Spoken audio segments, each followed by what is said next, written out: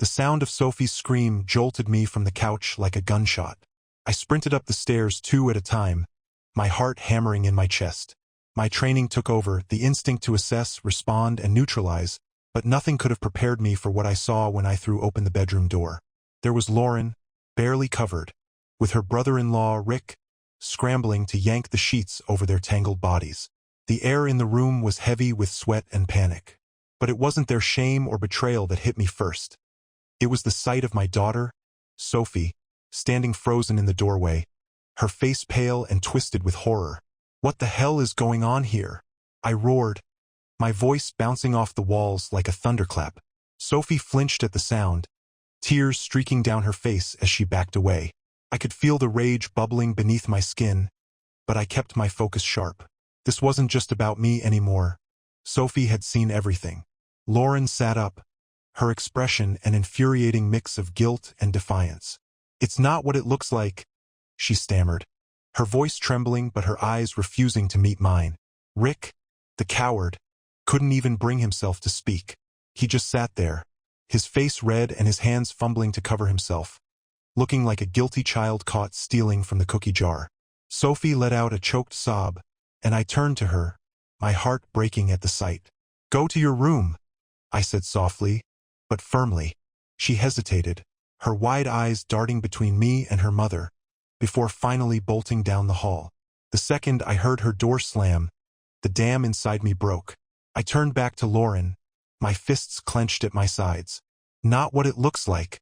Are you actually saying that to me right now?" My voice was lower now, but more dangerous, every word dripping with fury. Lauren's mask cracked.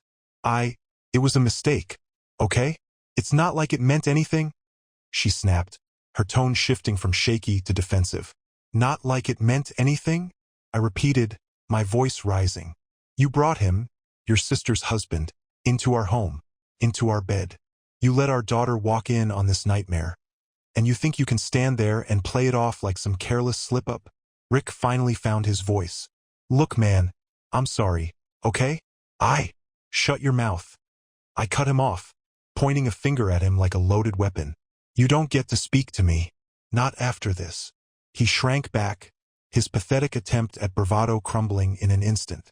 Lauren, meanwhile, crossed her arms over her chest, her jaw tightening. "You think you're so perfect, don't you? Always judging, always controlling. Maybe if you weren't so obsessed with playing the hero all the time, I wouldn't have needed to look elsewhere." The words hit me like a slap, but I didn't flinch. I could feel the familiar cold focus creeping in, the same clarity I'd relied on in the field. I wasn't going to let her twist this into my fault. Not this time. "You've got 2 minutes to get him out of my house," I said coldly. "And then you and I are going to have a conversation you won't forget." Lauren opened her mouth to argue, but something in my eyes must have stopped her. She glanced at Rick, who was already scrambling to gather his clothes, and then back at me. For the first time, she looked genuinely afraid. The door slammed behind Rick so hard the walls seemed to shake, but the silence that followed was deafening. Lauren sat on the edge of the bed, now wrapped in a robe, her arms crossed tightly over her chest like she was bracing for impact. I stood by the door, my fists still clenched, my mind racing. My anger hadn't faded. It had crystallized, cold and sharp, but controlled. I wasn't about to let her dodge this. "We're not doing this in circles, Lauren," I said, my voice low but firm. "You're going to tell me everything. Start talking." Her eyes darted toward the door, as if she was planning her escape, but there was nowhere to go. "What do you want me to say, Sam?" she snapped, the defiance creeping back into her voice. "I screwed up, okay? Is that what you want to hear? You didn't just screw up. You brought this into our home. You humiliated me, but worse than that, you humiliated Sophie. She's 13, Lauren. She'll never forget what she saw tonight." My voice rose with each word, the anger clawing at my throat, but I forced myself to stay steady. I couldn't afford to lose control. She rolled her eyes, and something in me snapped. "Oh, don't act like you're some saint," she spat, her tone dripping with contempt. "You think you're so righteous, always throwing your damn military training around, like you're better than everyone. Do you know how exhausting it is being married to someone who always thinks they're the hero? That's your excuse?" I shot back, I go to work. I come home. I provide for this family, and that's your excuse for shacking up with your sister's husband? You've got nothing, Lauren. Stop deflecting. Maybe if you weren't so cold all the time, so obsessed with your damn routines, I wouldn't have felt like I was living with a robot. She fired, her voice rising. You don't know how to be human, Sam. You never have. The word stung, but I wasn't about to let her bait me. You want to blame me for your choices? Fine. But that doesn't change what you did. You betrayed this family, Lauren, and you dragged Sophie into it.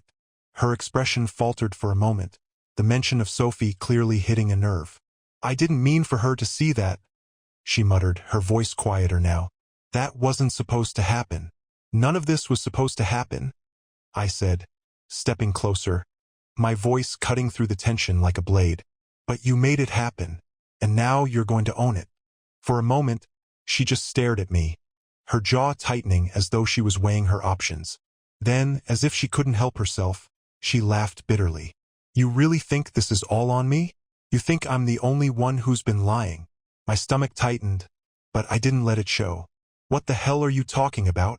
She stood now, squaring her shoulders like she was ready for a fight. You don't get to play the victim, Sam. Not when you've got secrets of your own. What secrets? I asked, my voice dropping dangerously low. Her smile was cold and sharp, like she'd been waiting to pull this card. Oh, come on. You really think I didn't notice? The late nights? The phone calls? You think I don't know about Rebecca? The name hit me like a punch to the gut. But I didn't flinch. Rebecca was an old friend from my unit, a medic who'd been there during my worst deployments. We'd kept in touch, sure, but it had never been anything more than that. You're grasping at straws, I said, shaking my head. Rebecca is a friend. That's it. And you know it. Do I? She shot back, her eyes narrowing. Because from where I'm standing, you're not as innocent as you'd like to pretend. I stepped closer, closing the space between us. Don't do this, Lauren. Don't try to drag me down with you. I've been nothing but loyal to you, to this family, and you know it. What you're doing right now, that's just another lie to add to the pile. Her face twisted with anger, but she didn't deny it, and that was all the confirmation I needed. She didn't have a leg to stand on, and she knew it. This is over, I said, my voice steady and cold. You can pack your things tomorrow, but tonight you stay out of my sight.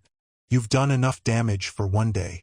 Her mouth opened like she wanted to argue, but I turned and walked out of the room before she could say another word. I needed space. More than that, I needed to check on Sophie. But as I headed down the hall toward her room, a thought gnawed at the back of my mind. If Lauren was willing to throw that accusation at me, what else was she capable of? And how far was she willing to go to protect her lies?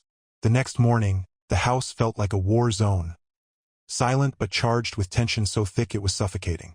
Lauren hadn't said another word after I left the bedroom the night before, and I'd spent the rest of the night pacing the living room, replaying everything in my head. By the time the sun rose, I'd made up my mind. I wasn't going to let her lies and betrayal destroy Sophie's life, no matter how much damage she'd already done to mine. When Sophie finally came out of her room, she looked exhausted, her eyes red and swollen. I hated seeing her like this, the weight of something so adult crushing down on her shoulders. She deserved better. Better than Lauren.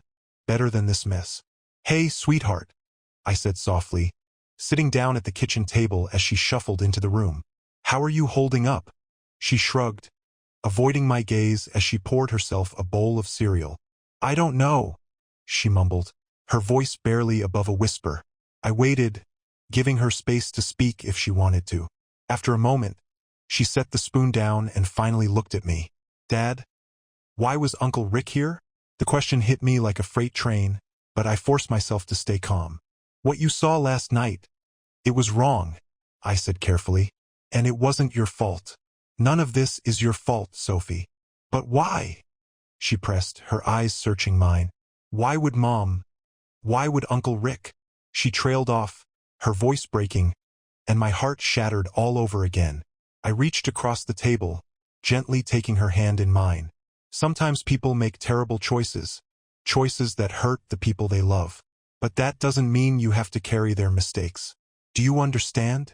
She nodded slowly, though the confusion and pain in her eyes hadn't faded. I wanted to tell her more, to explain it all in a way that made sense. But how could I when none of it made sense to me? Before I could say anything else, Lauren appeared in the doorway, dressed like she was about to go out. Her suitcase sat by her feet, and her expression was a mix of defiance and forced guilt. "I'm leaving for a few days," she announced, as if this was just another casual decision. Sophie's eyes widened. "You're leaving?" she asked, her voice trembling. "After what happened last night?" "I need time to think," Lauren said, barely glancing at Sophie as she grabbed her suitcase. "It's better this way." I stood, my chair scraping loudly against the floor. "Better for who, Lauren? You're running away from the mess you made, leaving me to pick up the pieces." She turned to me, her jaw tight. "I need space, Sam. I can't stay here with you breathing down my neck, judging me every second." "Judging you?" I shot back, my voice rising. "You don't get to play the victim here. You did this. And now you're just going to walk out on Sophie too." "I'm not walking out," she snapped, but her tone betrayed her. "I just need a break." "Go then," I said coldly, "but don't come back until you figure out how to own up to what you've done."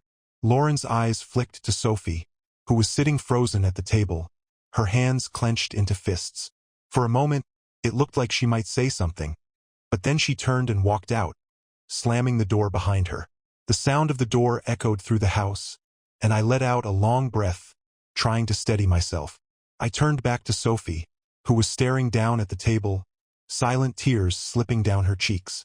"She's not coming back, is she?" she whispered. I hesitated, unsure of what to say. "I don't know," I admitted. "But no matter what happens, I'm here. You're not alone in this, Sophie. We'll get through it together." She nodded, wiping her face with the sleeve of her sweatshirt, but the look in her eyes told me she didn't believe it. Not yet. And as I sat back down, I realized neither did I.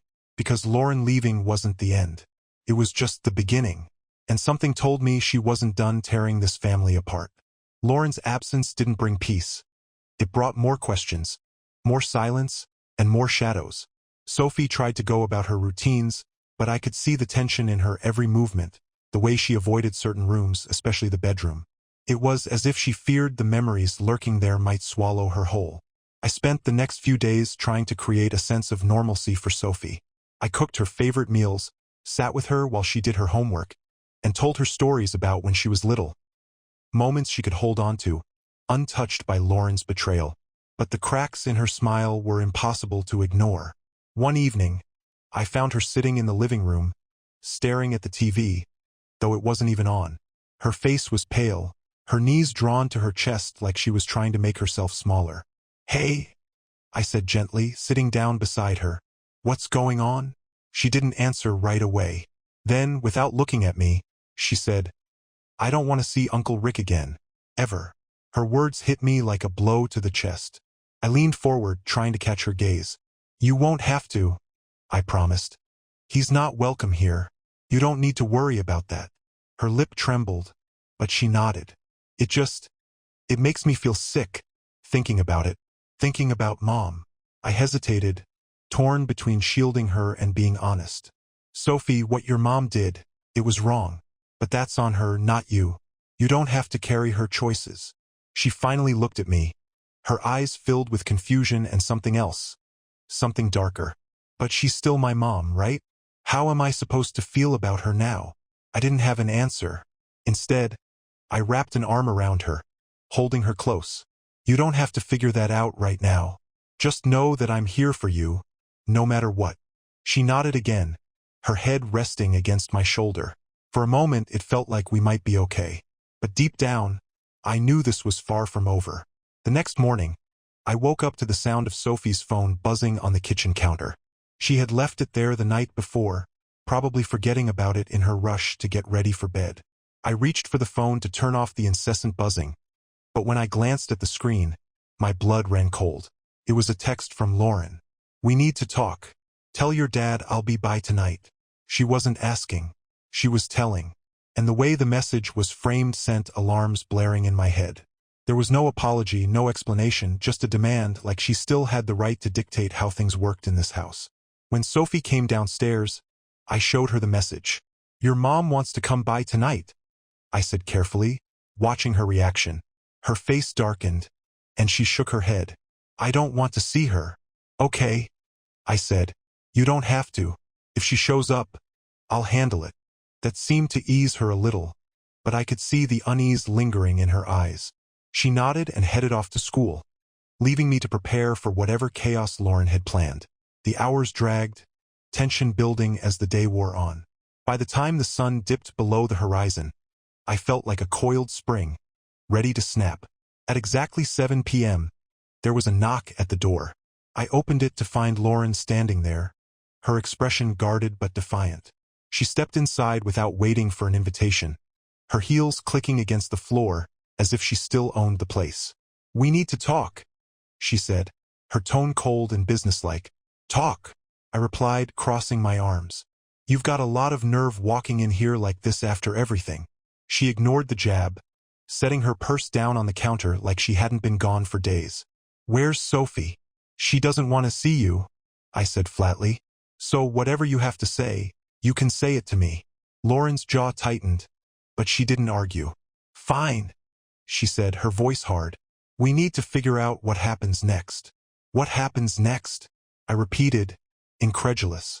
You mean after you destroyed this family and walked out without so much as a real apology? Her eyes flashed with anger. Don't you dare pin this all on me, Sam. You think you're perfect, but you're not. You were so obsessed with your job, your routine, that you didn't even notice when I started feeling like I didn't exist. And that excuses bringing Rick into our house? Into our bed. I shot back, my voice rising. Don't try to rewrite history, Lauren.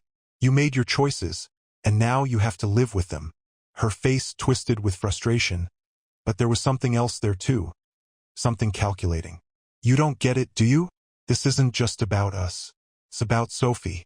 We need to figure out custody, Sam. Custody. The word hit me like a punch to the gut.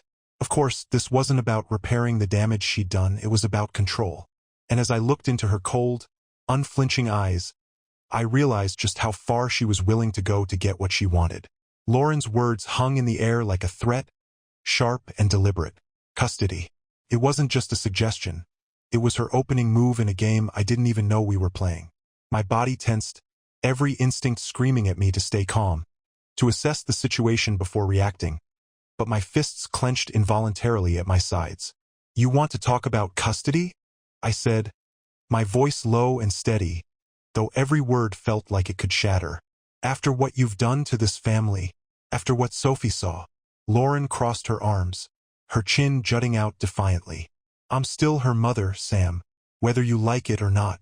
And I'm not going to let you turn her against me. Turn her against you? I repeated, incredulous. Lauren, she saw you in bed with Rick. Do you have any idea what that did to her? To me? You don't need me to turn her against you. You did that all on your own. Her expression faltered for a fraction of a second, but she recovered quickly, her voice sharpening. You think you're so righteous, but Sophie deserves more than your military drill sergeant routine. She needs someone who actually understands her, who can give her a normal life. The hypocrisy of her words nearly made me laugh, but there was no humor in it. A normal life? I said, stepping closer, my voice rising.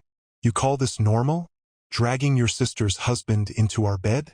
Walking out on your daughter when she needed you the most? That's your idea of stability. Lauren's face hardened. You're impossible, you know that? You think you're so perfect, but you're not. You're cold, Sam. Always have been. And Sophie feels it too, whether she says it or not. The accusation hit harder than I expected, but I didn't let it show. I took a step back, forcing myself to breathe, to focus. This isn't about me, Lauren. This is about you taking responsibility for the mess you've made. But of course you can't do that, can you? You've always had to make yourself the victim. She scoffed, rolling her eyes. You're unbelievable. You think keeping Sophie here, locked away in this house with you, is what's best for her? You think that's going to fix everything? Before I could respond, Sophie's voice cut through the tension like a knife. I don't want to go with you. Both of us turned to see her standing in the hallway, her arms crossed, her expression a mix of anger and pain. She had been listening, of course she had, and now she was stepping into the fight, Lauren's face softened as she looked at Sophie, but there was something forced about it, like she was putting on a mask. Sweetheart, I know things have been hard, but I just want to make things better for you. Sophie shook her head, her voice firm despite the tears brimming in her eyes. You think leaving makes things better? You think what you did with Uncle Rick makes things better? Lauren's mask cracked for a moment, her mouth opening and closing as if she didn't know what to say. Finally, she tried again. I made a mistake, Sophie, but I'm still your mom. You don't have to pick sides. Sophie's voice rose, filled with frustration and heartbreak. You made a mistake? You ruined everything. I can't even look at you without thinking about that night. Do you know how that feels? Do you even care? Lauren stepped forward, her hand outstretched, but Sophie recoiled, taking a step back. Don't, she said, her voice trembling. Just don't. I moved between them, my protective instincts flaring. That's enough, I said firmly, staring Lauren down. You've done enough damage for one lifetime. Lauren's eyes darted between me and Sophie, and for a moment, I thought she might try to argue.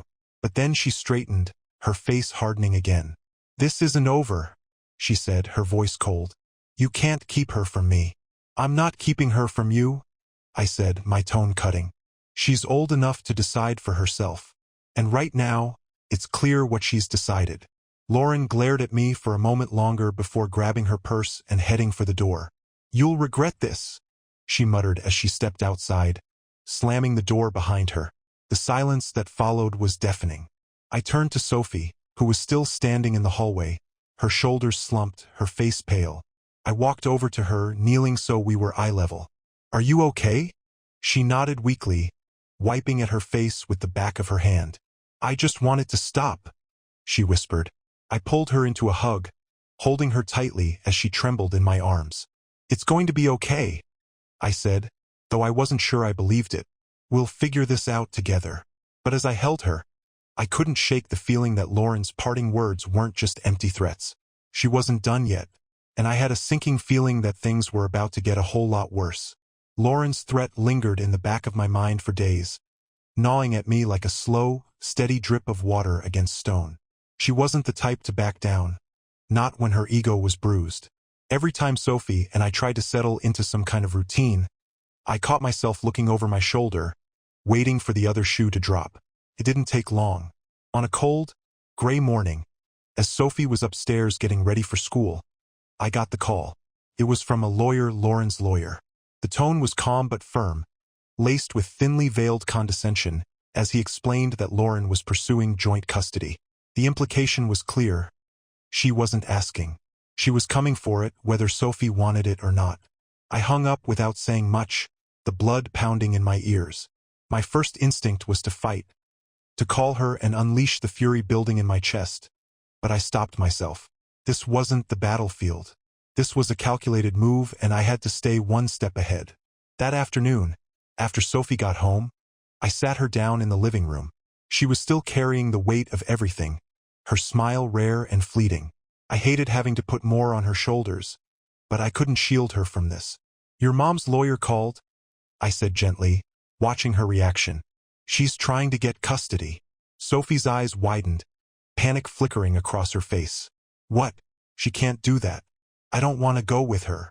I know, I said, trying to keep my voice calm even though I felt anything but this might get messy.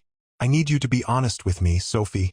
If anyone asks you how you feel about your mom, or what you want, you have to tell the truth. Can you do that? She nodded quickly, her fists clenched. I don't want to live with her. I don't even want to see her. Hearing her say it out loud both broke my heart and steeled my resolve. Okay, I said, squeezing her hand. I'll make sure they know that. But I wasn't naive enough to think Lauren would just roll over and accept defeat.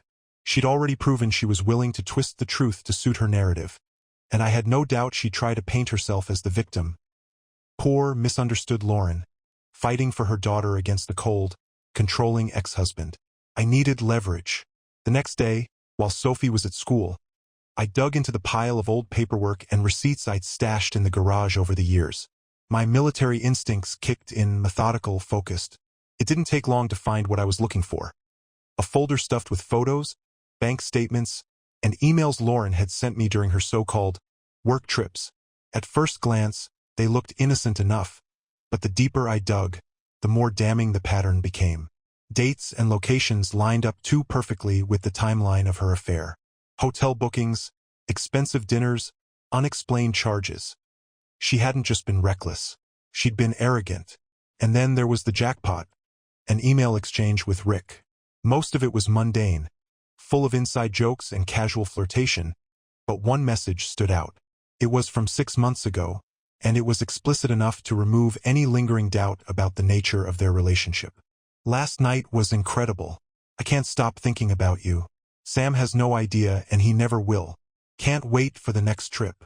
I sat back, staring at the screen, a mix of anger and satisfaction boiling inside me. This wasn't just a betrayal, it was a blatant mockery.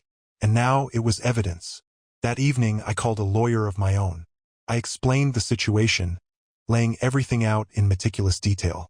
When I mentioned the email, there was a pause on the other end of the line. "That's solid, Sam," the lawyer finally said. "It won't win you custody outright, but it'll certainly make things difficult for her. If she's trying to claim moral high ground, this will knock her off it." The next step was clear. I had to use this against her, not out of revenge, but to protect Sophie. She deserved stability, not the chaos Lauren dragged behind her like a storm cloud. But even as I prepared for the battle ahead, I couldn't shake the feeling that Lauren had more cards to play. She wasn't the type to go down quietly, and I knew that whatever she had planned, it wouldn't be pretty. The storm hit faster than I expected. 2 days after I shared the evidence with my lawyer, I came home from dropping Sophie off at school to find a car idling in my driveway. At first, I thought it was a delivery, but when I got closer, I saw Lauren sitting in the passenger seat, her arms crossed, her face a mask of smug determination. Beside her was a man in a suit, someone I instantly recognized as her lawyer. I parked, my stomach tightening as I stepped out of the car. Lauren wasted no time. She climbed out, followed by her lawyer, and marched toward me like she owned the ground she walked on. "Sam," she said, her voice clipped and sharp. "We need to talk." I held up a hand, my patience already wearing thin. "If this is about Sophie, you can speak through my lawyer." Her lawyer stepped forward, adjusting his tie. "Mr. Carter, we're here to deliver an official notice. Ms. Carter has filed for an emergency custody hearing. She believes your home environment is unsuitable for Sophie." Unsuitable. The word landed like a punch, but I didn't let it show. "Unsuitable?" I repeated, my voice calm but icy. "You're really going to stand here and make that claim after everything you've done?"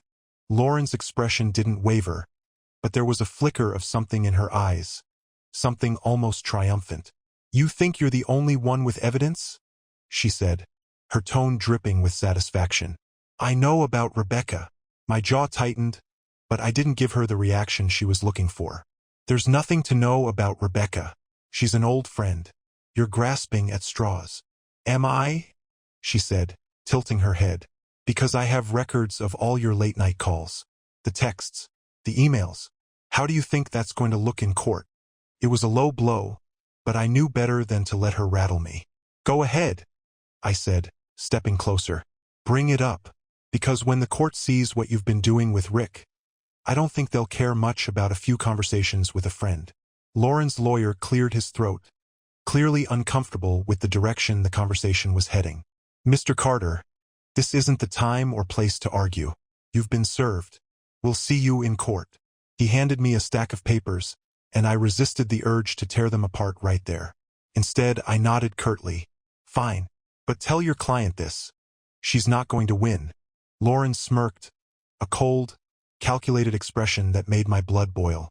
"We'll see about that," she said, turning on her heel and walking back to the car. Her lawyer followed, casting me a brief, apologetic glance before climbing in. I stood there as the car pulled away, the papers heavy in my hand. My heart pounded, not with fear, but with resolve. Lauren wanted a war, and now she had one. That night, I sat down with Sophie to explain what was happening. I kept it as simple as I could, sparing her the details, but she was too smart not to pick up on the gravity of the situation. "She's trying to take me away, isn't she?" Sophie asked, her voice small but steady. I nodded. She's trying, but it's not going to happen. I won't let it. Sophie looked down at her hands, her fingers twisting together nervously. What if the court makes me go with her? They won't, I said firmly. You're old enough to have a say in this, Sophie, and we have the truth on our side. She nodded slowly, but I could see the fear lingering in her eyes. I leaned forward, resting a hand on her shoulder. We're going to get through this. Together, I promise. Over the next few days, I worked with my lawyer to build our case. The evidence against Lauren was overwhelming, but I knew better than to underestimate her. She was ruthless, manipulative, and dangerously good at spinning a narrative. If I wanted to protect Sophie, I had to be just as relentless. The hearing was scheduled for the following week, and as the date approached, the tension in the house became almost unbearable. Sophie tried to keep up appearances, but the stress was eating away at her. And me? I felt like I was back in a combat zone. Every moment a battle between staying calm and giving in to the rage simmering just below the surface. But no matter how much Lauren pushed, I reminded myself of one thing. This wasn't about revenge. This was about Sophie, about keeping her safe. And no matter what it took, I wasn't going to let Lauren take her away from me. Because this wasn't just a fight for custody. It was a fight for my daughter's future. And I was prepared to go to war for her. The day of the hearing arrived, and the courtroom felt like a battlefield. Sterile and quiet on the surface, but charged with an undercurrent of tension so thick it was suffocating. Lauren sat at her table, dressed in a crisp navy suit that screamed respectability, though her calm demeanor was betrayed by the occasional twitch of her jaw. Beside her, her lawyer shuffled through a stack of neatly organized files, his confidence as forced as hers. I sat across from them, my own lawyer calm and collected, a stark contrast to the storm brewing inside me. This wasn't a place for emotion. Everything had to be calculated, controlled. But as I glanced at Sophie, sitting silently in the front row, her hands clasped tightly in her lap, I felt the weight of what was at stake pressing down on me. The judge, a stern woman with piercing eyes, called the session to order. Lauren's lawyer was the first to speak, painting a picture so detached from reality it was almost impressive. He described Lauren as a devoted mother who had made a few regrettable mistakes, but was ready to rebuild her relationship with Sophie. According to him, I was the problem, rigid, overbearing, emotionally unavailable. He even hinted at Rebecca, though he stopped short of making outright accusations. When it was my turn, my lawyer stood and dismantled their narrative piece by piece. The emails, the hotel receipts, the timeline of the affair with Rick. It all came out, laid bare for the court to see. The judge's expression remained neutral, but I could tell she was paying close attention to every detail. Then came the moment I'd been dreading. Sophie was called to speak. She glanced at me as she walked to the stand, her eyes wide and nervous, but I gave her a reassuring nod. She sat down, her hands trembling as she gripped the edges of her chair. "Sophie," the judge said gently, "I know this is hard, but I need to hear from you. Can you tell me, in your own words, how you feel about your living situation?" Sophie hesitated, her voice barely above a whisper when she finally spoke. "I don't want to live with my mom," she said, her words trembling but firm. "I want to stay with my dad." Lauren shifted in her seat, her composure cracking for the first time. The judge leaned forward slightly. "Why do you feel that way?" Sophie's voice grew stronger, fueled by a quiet determination. "Because I don't trust her anymore. She lied to me, she hurt me, and I don't feel safe with her." The courtroom was silent, the weight of her words hanging in the air. Lauren's lawyer tried to object, but the judge silenced him with a sharp look. "Thank you, Sophie," she said softly. "You can go back to your seat." As Sophie walked back, I felt an overwhelming mix of pride and heartbreak. She was stronger than I'd realized, but she shouldn't have had to be. None of this should have happened to her. When the judge finally spoke, her decision was clear. Custody would remain with me, with limited supervised visitation for Lauren. The words felt like a victory, but not one I could celebrate. This wasn't a win, it was damage control, a way to minimize the fallout from Lauren's betrayal. Lauren didn't say a word as the judge dismissed the court. Her lawyer muttered something to her, but she ignored him, her gaze locked on me. Her face was pale, her eyes cold and calculating, and I knew this wasn't over. She wasn't the type to accept defeat, not without a fight. As I walked out of the courtroom with Sophie, I felt the weight of Lauren's glare burning into my back. I didn't look back. My focus was on Sophie, on getting her out of that place and back to the safety of our home. But as we drove away, a nagging thought lingered in the back of my mind. Lauren had lost the battle, but she wasn't done. Not by a long shot. And whatever move she had planned next, I had to be ready. Because for Sophie, I would fight until there was nothing left of me. Life didn't return to normal after the hearing. Not even close. For the first few days, Sophie and I tried to settle into a routine, but the tension was inescapable, like a shadow that followed us everywhere. She barely spoke, retreating into herself in a way that broke my heart. I knew she was waiting for the next storm, just like I was. Lauren didn't disappoint. It started with small things. Messages left on Sophie's phone, always phrased to sound caring but laced with manipulation. "I miss you so much, sweetheart. I just want to talk." Or worse, "I know your dad thinks he's doing the right thing, but he's keeping us apart. I hope you don't hate me." Sophie showed me every one, her face twisted with confusion and anger. Then came the uninvited visits.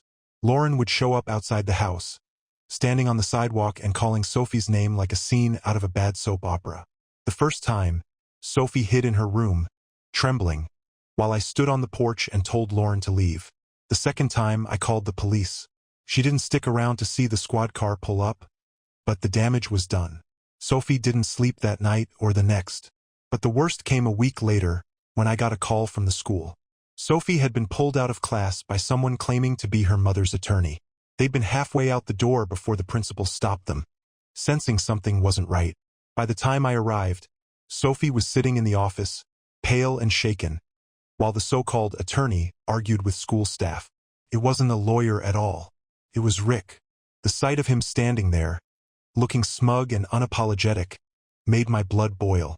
I stepped between him and Sophie without hesitation, my voice low and deadly. "Get the hell out of here, Rick. Now." He smirked, his tone mocking as he said, "Just doing what Lauren asked, Sam. She has a right to see her kid, doesn't she? Not like this. She doesn't." I shot back, taking a step closer. "If you or Lauren try something like this again, I'll make sure you both regret it. Understand?" He hesitated, the bravado faltering for a moment before he shrugged and walked out, muttering under his breath. I watched him leave, my fists clenched so tightly my knuckles ached. The school apologized profusely, promising it wouldn't happen again, but the damage was done. Sophie was rattled. Her trust in the world chipped away even further. As I drove her home, she was silent, staring out the window with a faraway look that made my chest tighten. That night, as she finally drifted off to sleep, I sat at the kitchen table with a glass of water, trying to think 2 steps ahead. Lauren had escalated, and I knew she wouldn't stop until she felt like she'd won. She wasn't just trying to claw her way back into Sophie's life. She was trying to make me crack, to prove that I couldn't handle this. But she underestimated me. I spent hours going through my files, piecing together everything I had on Lauren and Rick. The emails, the financial records, the timeline of their affair, it was all there, but I needed something more. Something definitive. Something that would ensure they couldn't come near Sophie again. And then, as I sifted through the emails for the 100th time, I found it. An overlooked thread from months ago, sent from Lauren to Rick. It wasn't just personal, it was incriminating. She detailed everything they'd done to cover up their relationship, including falsifying a work-related alibi that had cost her employer money. Fraud. It wasn't just unethical. It was illegal. I forwarded the email to my lawyer with a single line. "We need to act on this immediately." The response was swift. By the next morning, my lawyer had drafted a restraining order against Rick, backed by the evidence of his attempt to take Sophie from school.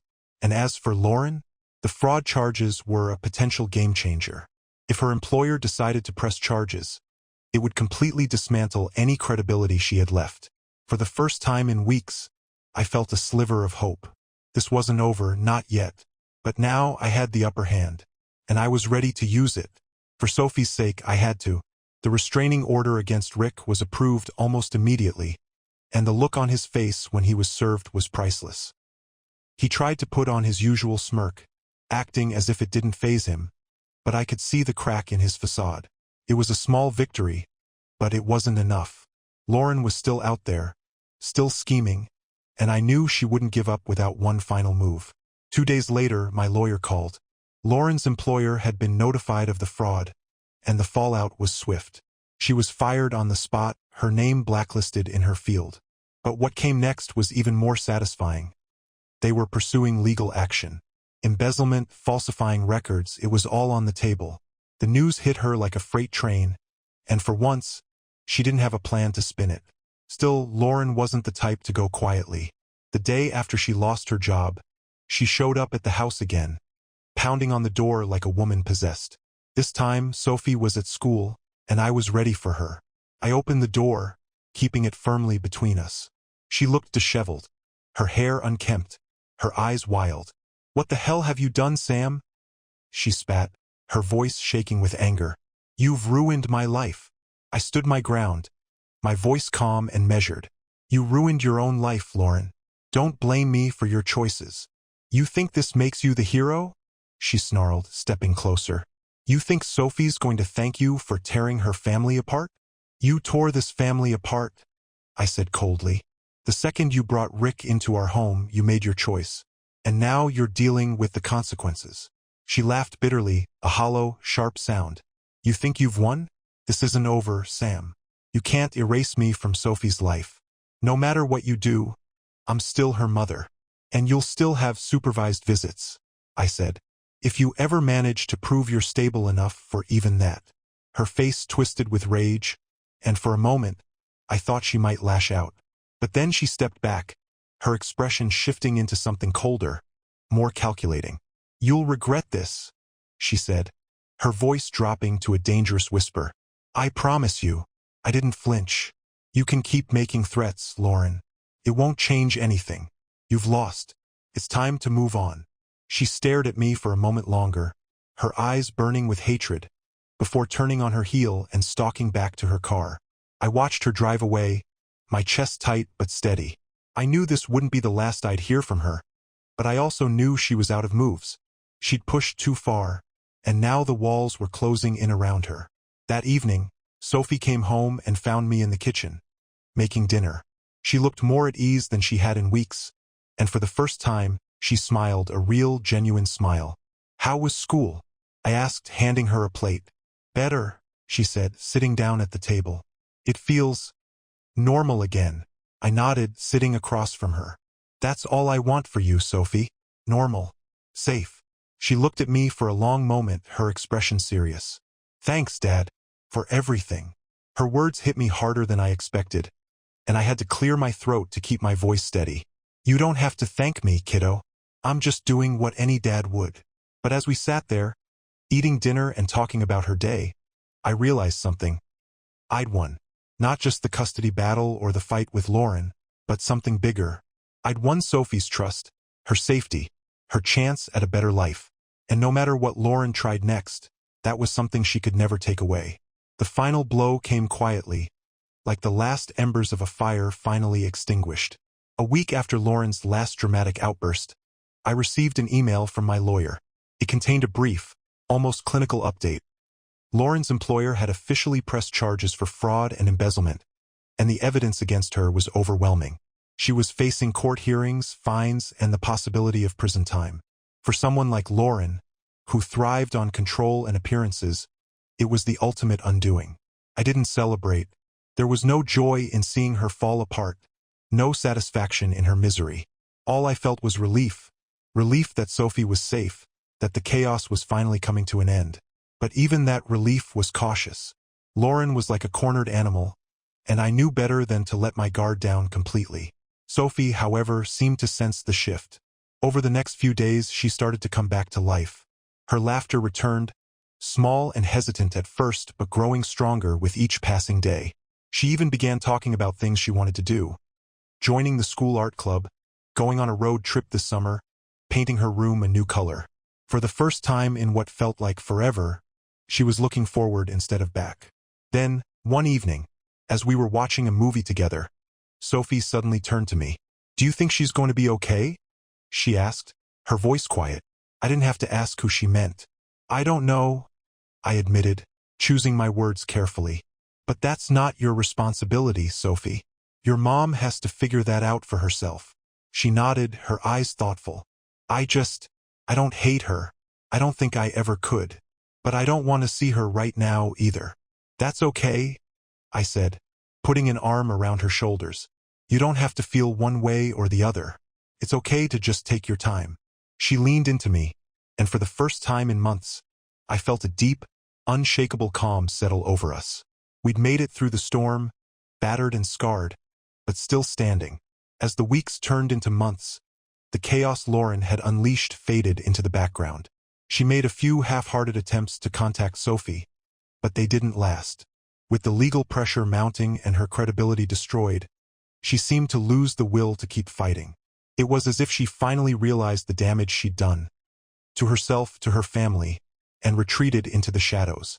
Sophie and I started to rebuild. Our lives weren't perfect, but they were ours. We painted her room together one weekend, bright yellow, her favorite color. We took that road trip she'd mentioned, driving along the coast and stopping at every little diner and roadside attraction we could find. We laughed. We argued over what music to play in the car. We lived. And me? I learned to let go of the anger. It didn't happen all at once, but little by little, I stopped carrying the weight of what Lauren had done. I realized that holding on to it wouldn't protect Sophie, wouldn't make me a better father, it would only hold me back. So I let it go. The scars were still there, of course. They always would be, but they didn't define us anymore. We were more than the pain, more than the betrayal. We were a family, different, imperfect, but whole. One evening, as I was tucking Sophie into bed, she looked up at me and smiled. You know, she said, I don't think I've ever felt safer. Her words stayed with me long after she fell asleep, a quiet reminder of what I'd fought for and won. And in that moment, I knew, no matter what came next, we'd be okay. Together, we could face anything.